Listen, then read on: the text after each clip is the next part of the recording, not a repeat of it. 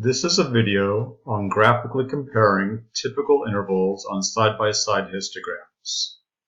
Suppose that I decide that on my side-by-side histograms, I want to compare quartiles as my typical intervals. I'll go to Options, Edit, and I'll use median as the markers. And as custom, I'll use quartiles. So I'll go to Bill, and for functions, I'll choose the first quartile and the third quartile.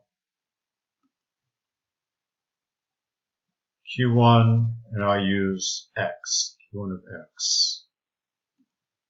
And I'll also add Q3 of X.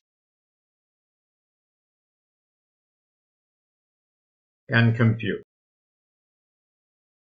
And in this case, I can see that the typical intervals do not overlap. On the other hand, suppose that for the typical intervals, I decided I wanted to use mean plus or minus standard deviation. In that case, I would go to Options, Edit, and I would use, instead of quartiles, I would use mean, not median, and I would use mean plus standard deviation and mean minus standard deviation. So I will use mean of X plus STD of X and Bill mean of X minus STD of X. Okay, and now I hit compute.